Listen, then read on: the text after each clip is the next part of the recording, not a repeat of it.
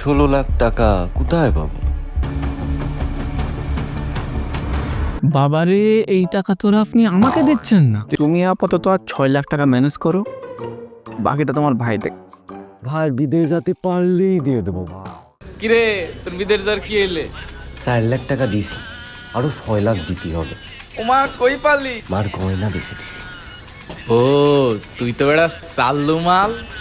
তা 4 লাখ দিলি, 6 লাখ দিবি, আর 6? ওইটি জাকির ভাই আমাকে ডিসকাউন্ট দিয়েছে, একই এলাকার ভাই না। তুই তো বেড়া চাল্লু মাল। হ্যাঁ, 6 লাখ টাকা ডিসকাউন্ট করছো, আবার গয়না বেচে 4 লাখ টাকা দিয়েও দিচ্ছো।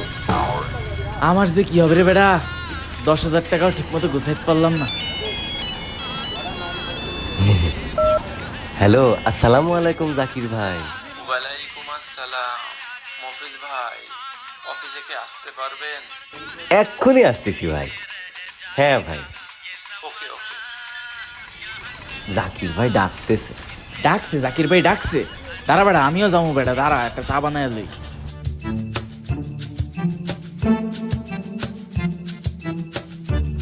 ভাইয়া মফিজ ভাই, ফরাজি তুমি? ভাইয়া চা। আসো মফিজ ভাই, বসেন না। মফিজ ভাই, পাসপোর্ট কি আছে আপনার? জি ভাই। হিটার ছেলে না ভাই, হিটার ছেলে থাকবে না কে? তোমার আছে? হে হে না ভাই। যাও চা গরম করে নাও।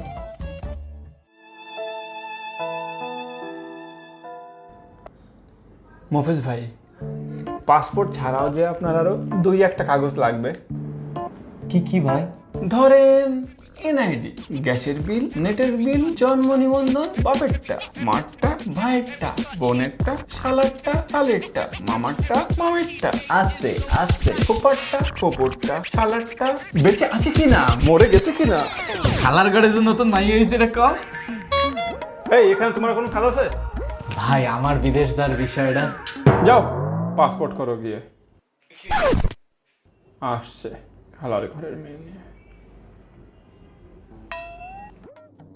মফিজ ভাই, আপনার ওই বাকি টাকাটা ভাই বলেছিলাম না, ম্যানেজ হলেই ভাই।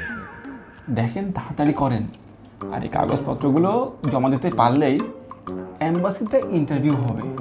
হ্যাঁ, আর মোজদারিটা কেটে আসতে হবে, কারণ আপনার বিদেশ যাওয়ার বাকি কিন্তু মাত্র আর এতটুকু।